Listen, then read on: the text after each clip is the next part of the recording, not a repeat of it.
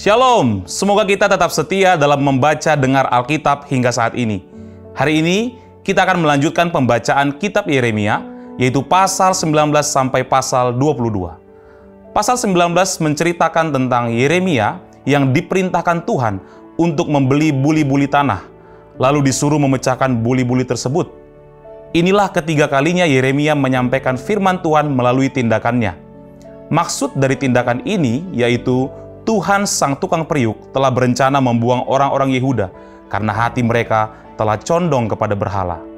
Di dalam pasal 20 berisi tentang Imam Pasur yang tidak senang kepada Yeremia karena Yeremia menubuatkan bencana atas orang-orang Yehuda. Imam Pasur memukul, memasung, dan memenjarakan Yeremia di tempat yang gelap. Yeremia sangat menderita, lalu menyampaikan penderitaannya kepada Tuhan. Pasal 21 dan pasal 22 bercerita tentang Tuhan akan menghakimi raja-raja terakhir Yehuda dan akan membinasakan kaum keturunan Daud.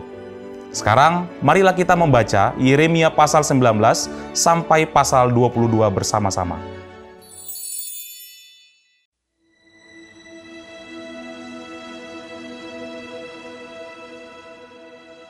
Beginilah pula firman Tuhan kepadaku. Pergilah membeli buli-buli yang dibuat dari tanah. Lalu ajaklah bersama-sama engkau beberapa orang tua-tua bangsa itu dan beberapa orang imam yang tertua. Kemudian berangkatlah ke lembah Ben Hinnom yang di depan pintu gerbang Beling. Serukanlah di sana perkataan-perkataan yang akan kusampaikan kepadamu. Katakanlah, dengarlah firman Tuhan, hai raja-raja Yehuda dan penduduk Yerusalem. Beginilah firman Tuhan semesta alam, Allah Israel. Sesungguhnya aku akan mendatangkan malapetaka kepada tempat ini, sehingga telinga orang yang mendengarnya mendenging. Sebab mereka telah meninggalkan aku, telah memberikan tempat ini kepada Allah asing, dan telah membakar korban di sini kepada Allah lain yang tidak dikenal oleh mereka sendiri dan oleh nenek moyang mereka dan oleh raja-raja Yehuda. Mereka telah membuat tempat ini penuh dengan darah orang-orang yang tidak bersalah. Mereka telah mendirikan bukit-bukit pengorbanan bagi Baal untuk membakar anak-anak mereka sebagai korban bakaran kepada Baal.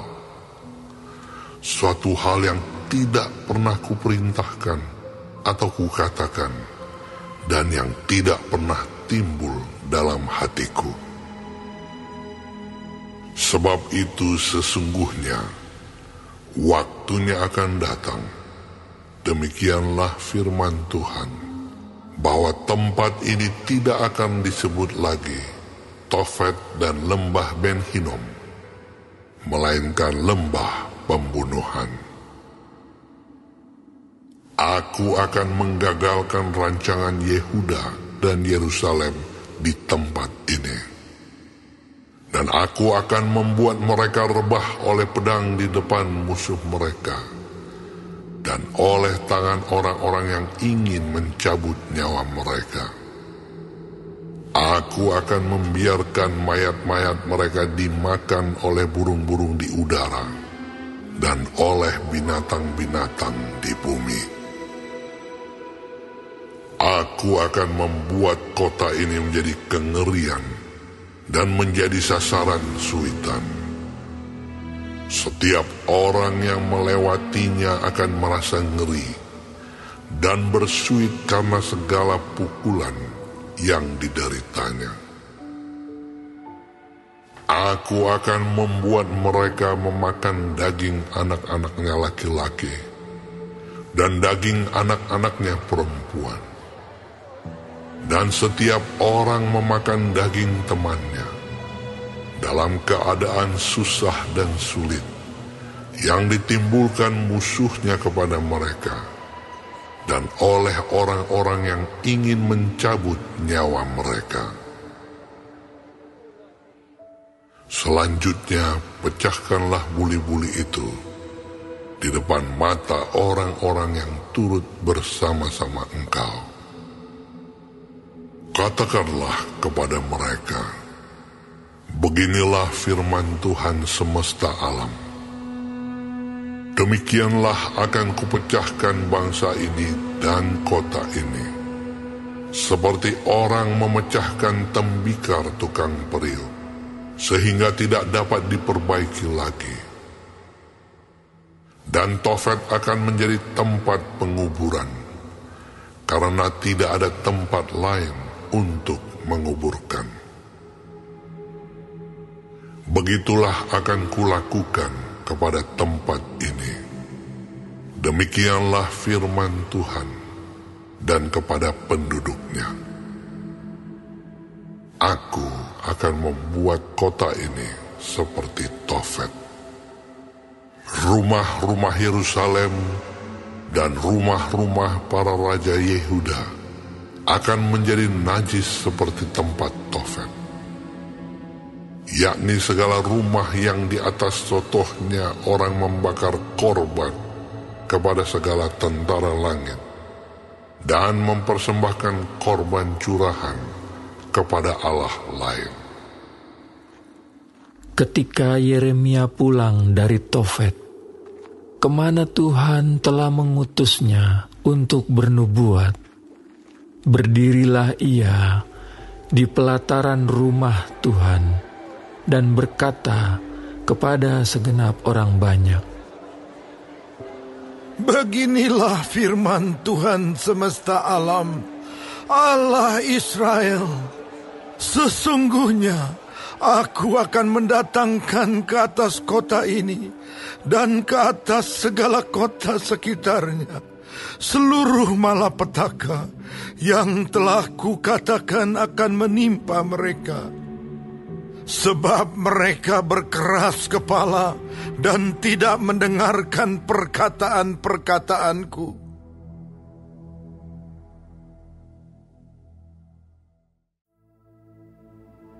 Pasyur bin Immer, imam yang pada waktu itu menjabat kepala di rumah Tuhan, mendengar Yeremia menubuatkan perkataan-perkataan itu.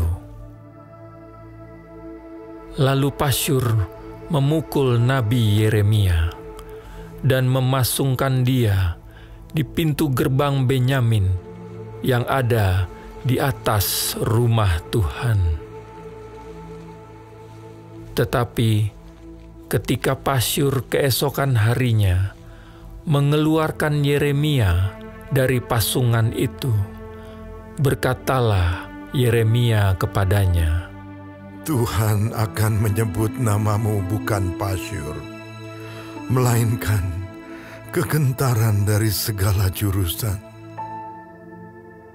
Sebab beginilah firman Tuhan, sesungguhnya aku akan membuat engkau menjadi kegentaran bagimu sendiri dan bagi semua sahabatmu.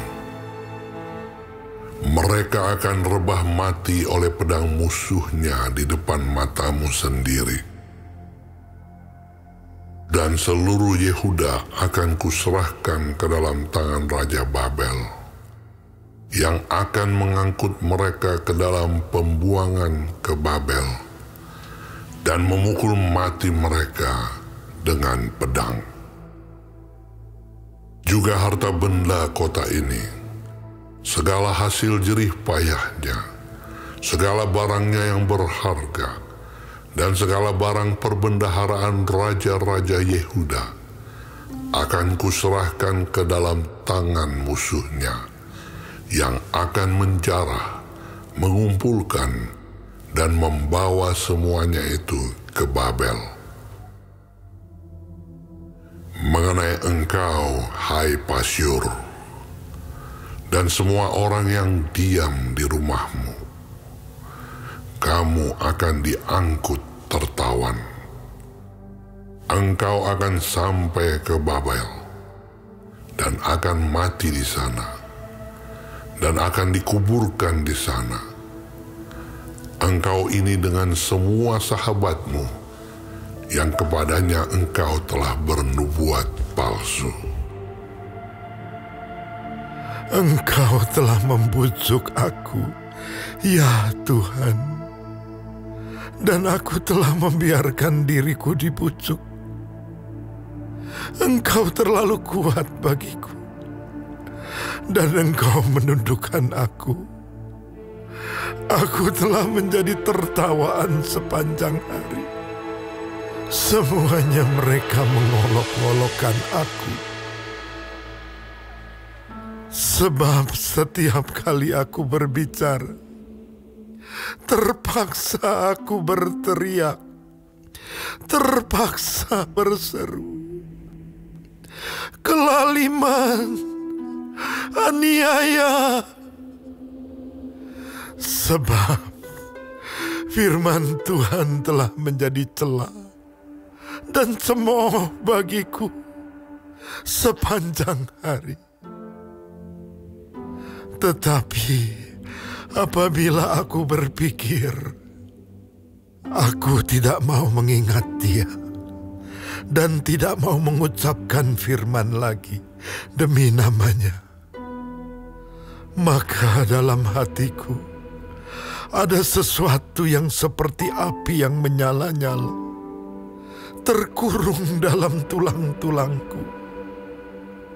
Aku berlelah-lelah untuk menahannya, tetapi aku tidak sanggup. Aku telah mendengar bisikan banyak orang. Kegentaran datang dari segala jurusan. Adukanlah dia. Kita mau mengadukan dia. Semua orang sahabat karibku mengintai apakah aku tersandung jatuh. Barangkali ia membiarkan dirinya dibujuk, sehingga kita dapat mengalahkan dia dan dapat melakukan pembalasan kita terhadap dia. Tetapi Tuhan menyertai aku, seperti pahlawan yang gagah. Sebab itu orang-orang yang mengejar aku akan tersandung jatuh, dan mereka tidak dapat berbuat apa-apa. Mereka akan menjadi malu sekali, sebab mereka tidak berhasil. Suatu noda yang selama-lamanya tidak terlupakan. Ya Tuhan semesta alam, yang menguji orang benar, yang melihat batin dan hati.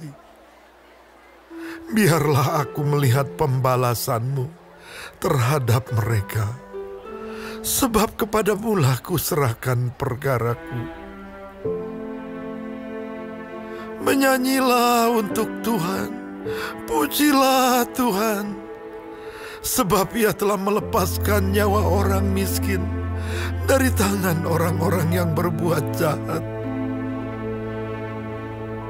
Terkutuklah hari ketika aku dilahirkan. Biarlah jangan diberkati hari ketika ibuku melahirkan aku. Terkutuklah orang yang membawa kabar kepada bapakku dengan mengatakan, seorang anak laki-laki telah dilahirkan bagimu. Yang membuat dia bersuka cita dengan sangat. Terjadilah kepada hari itu seperti kepada kota-kota yang ditunggang balikan Tuhan tanpa belas kasihan. Didengarnyalah kiranya teriakan pada waktu pagi dan hiruk-pikuk pada waktu tengah hari. Karena hari itu tidak membunuh aku selagi di kandungan, sehingga ibuku menjadi kuburanku, dan ia mengandung untuk selamanya.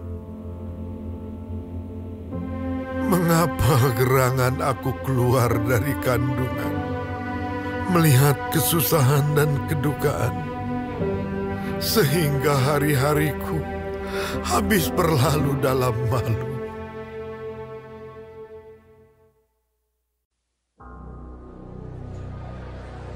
Firman yang datang dari Tuhan kepada Yeremia ketika Raja Zedekia mengutus Pasyur bin Malkia dan Imam Zefanya bin Maasea kepadanya dengan pesan, tanyakanlah kiranya petunjuk Tuhan untuk kami, sebab Nebukadnezar, Raja Babel, memerangi kami. Barangkali Tuhan mau melakukan kepada kami tepat seperti perbuatan-perbuatannya yang ajaib, sehingga Nebukadnezar mundur meninggalkan kami. Kata Yeremia kepada mereka, beginilah kamu katakan kepada Zedekia, beginilah firman Tuhan, Allah Israel. Sesungguhnya aku akan membalikkan senjata perang yang kamu pegang, yang kamu pakai berperang melawan Raja Babel dan melawan orang-orang Kasdim yang mengepung kamu dari luar tembok. Aku akan mengumpulkannya ke dalam kota ini. Aku sendiri akan berperang melawan kamu dengan tangan yang teracung, dengan lengan yang kuat, dengan murka, dengan kehangatan amarah, dan dengan kegusaran yang besar. Aku akan memukul penduduk kota ini, baik manusia maupun binatang. Mereka akan mati oleh penyakit sampar yang hebat. Sesudah itu, demikianlah firman Tuhan. Maka Zedekia, Raja Yehuda, dan pegawai-pegawainya, dan rakyat di kota ini, yang masih tinggal hidup dari penyakit sampar, dari pedang dan dari kelaparan, akan kuserahkan ke dalam tangan Nebukadnezar, Raja Babel, yaitu ke dalam tangan musuh mereka yang berusaha mencabut nyawa mereka. Orang akan memukul mati mereka dengan mata pedang tanpa merasa sayang, tanpa belas kasihan, dan tanpa ampun. Tetapi kepada bangsa ini haruslah kau katakan, beginilah firman Tuhan. Sesungguhnya aku menghadapkan kepada kamu jalan kehidupan dan jalan kematian. Siapa yang tinggal di kota ini akan mati karena pedang, karena kelaparan dan karena penyakit sampar. Tetapi siapa yang keluar dari sini dan menyerahkan diri kepada orang-orang Kasdim yang mengepung kamu, ia akan tetap hidup. Nyawanya akan menjadi jarahan baginya.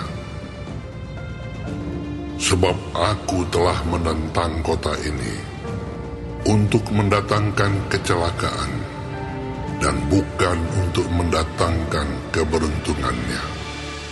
Demikianlah firman Tuhan. Kota ini akan diserahkan ke dalam tangan Raja Babel, yang akan membakarnya habis dengan api.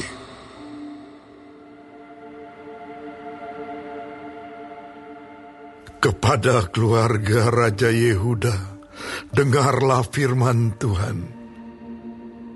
Beginilah firman Tuhan, hai keturunan Daud. Jatuhkanlah hukum yang adil setiap pagi, dan lepaskanlah dari tangan pemerasnya orang yang dirampas haknya, supaya kehangatan murkaku jangan menyambar seperti api dan menyala-nyala dengan tidak ada yang memadamkannya. Oleh karena perbuatan-perbuatanmu yang jahat. Sesungguhnya aku akan menjadi lawanmu, hai kota yang di atas lembah, gunung batu di dataran. Demikianlah firman Tuhan. Hai kamu yang berkata, siapakah yang berani turun kepada kami, dan siapakah yang berani masuk ke tempat perteduhan kami? Aku akan melakukan pembalasan kepadamu sesuai dengan hasil perbuatanmu. Demikianlah firman Tuhan. Aku akan menyalakan api di hutannya yang akan memakan habis segala sesuatu yang di sekitarnya.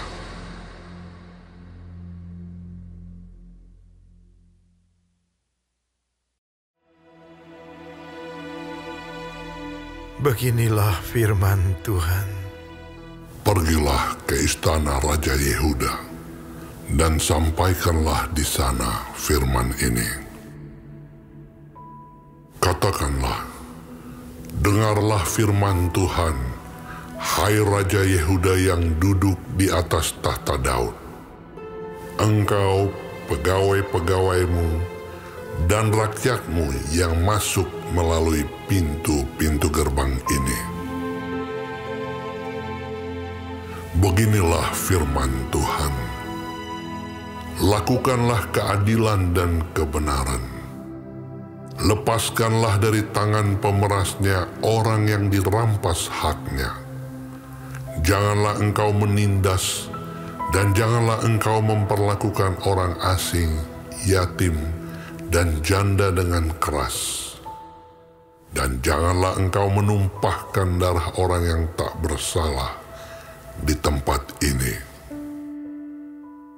Sebab jika kamu sungguh-sungguh melakukan semuanya itu, maka melalui pintu-pintu gerbang istana ini akan berarak masuk raja-raja yang akan duduk di atas tahta Daud dengan mengendarai kereta dan kuda. Mereka itu pegawai-pegawainya dan rakyatnya. Tetapi jika kamu tidak mendengarkan perkataan-perkataan ini, maka aku sudah bersumpah demi diriku, demikianlah firman Tuhan, bahwa istana ini akan menjadi reruntuhan. Sebab beginilah firman Tuhan mengenai keluarga Raja Yehuda. Engkau seperti Gilead bagiku, seperti puncak gunung Libanon. Namun pastilah aku akan membuat engkau menjadi padang gurun, menjadi kota yang tidak didiami orang. Aku akan menetapkan pemusnah-pemusnah terhadap engkau, masing-masing dengan senjatanya. Mereka akan menebang pohon aras pilihanmu dan mencampakkannya ke dalam api. Dan apabila banyak bangsa melewati kota ini, maka mereka akan berkata seorang kepada yang lain, mengapakah Tuhan melakukan seperti itu kepada kota yang besar ini? Orang akan menjawab, oleh karena mereka telah melupakan perjanjian Tuhan Allah mereka, dan telah sujud menyembah kepada Allah lain, dan beribadah kepadanya. Janganlah kamu menangisi orang mati, dan janganlah turut berduka cita karena dia. Lebih baiklah kamu menangisi dia yang sudah pergi, sebab ia tidak akan kembali lagi. Ia tidak lagi akan melihat tanah kelahirannya. Sebab beginilah firman Tuhan mengenai Salum bin Yosia, Raja Yehuda, yang telah menjadi raja menggantikan Yosia, ayahnya, dan yang telah meninggalkan tempat ini. Ia tidak lagi akan kembali ke sini, tetapi ia akan mati di tempat pembuangannya, dan tidak lagi akan melihat negeri ini. Celakalah dia yang membangun istananya berdasarkan ketidakadilan, dan anjungnya berdasarkan kelaliman, yang mempekerjakan sesamanya dengan cuma-cuma dan tidak memberikan upahnya kepadanya, yang berkata, Aku mau mendirikan istana yang besar, lebar, dan anjung yang lapang luas. Lalu menetas dinding istana, membuat jendela, memapani istana itu dengan kayu aras dan mencatnya merah. Sangkamu, rajakah engkau, jika engkau bertanding dalam hal pemakaian kayu aras? Tidakkah ayahmu makan minum juga dan beroleh kenikmatan? Tetapi ia melakukan keadilan dan kebenaran, serta mengadili perkara orang sengsara dan orang miskin dengan adil. Bukankah itu namanya mengenal aku? Demikianlah firman Tuhan. Tetapi matamu dan hatimu hanya tertuju kepada pengejaran untung, kepada penumpahan darah orang yang tak bersalah, kepada pemerasan, dan kepada penganiayaan. Sebab itu, beginilah firman Tuhan mengenai Yoyakim bin Yosia, Raja Yehuda. Orang tidak akan meratapi dia. Aduhai abangku, aduhai kakakku. Orang tidak akan menangisi dia.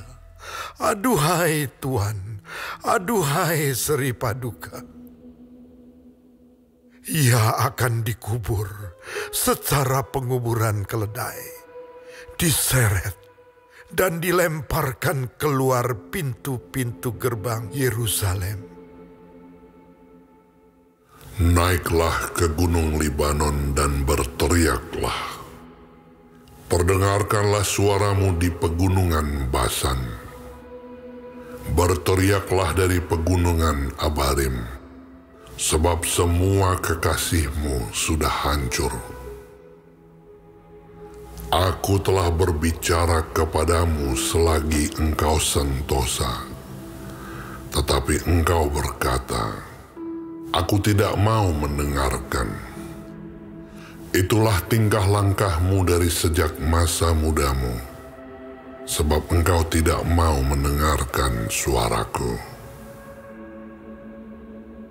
Semua orang yang menggembalakan kamu akan dihalau angin ribut, dan para kekasihmu akan diangkut tertawan. Pada waktu itu engkau akan menjadi malu dan bernoda dari sebab segala kejahatanmu.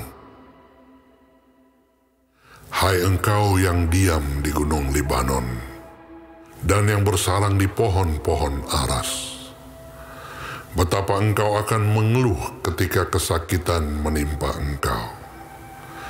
Kesakitan seperti yang ditanggung perempuan yang melahirkan.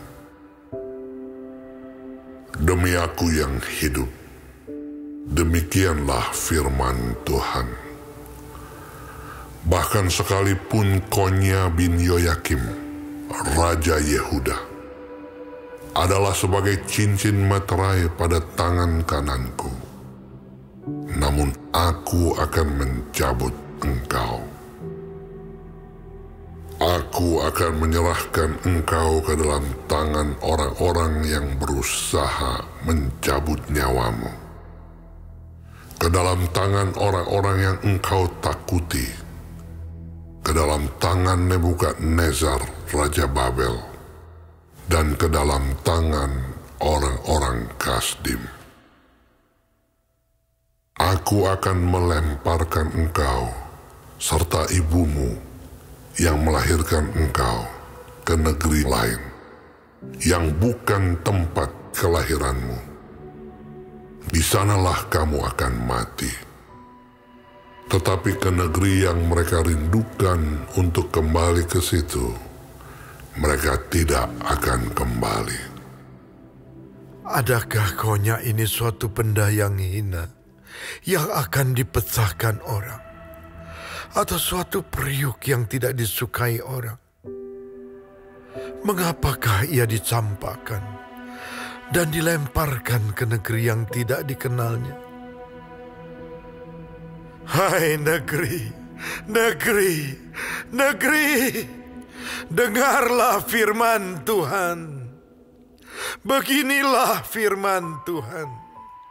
Catatlah orang ini sebagai orang yang tak punya anak, sebagai laki-laki yang tidak pernah berhasil dalam hidupnya.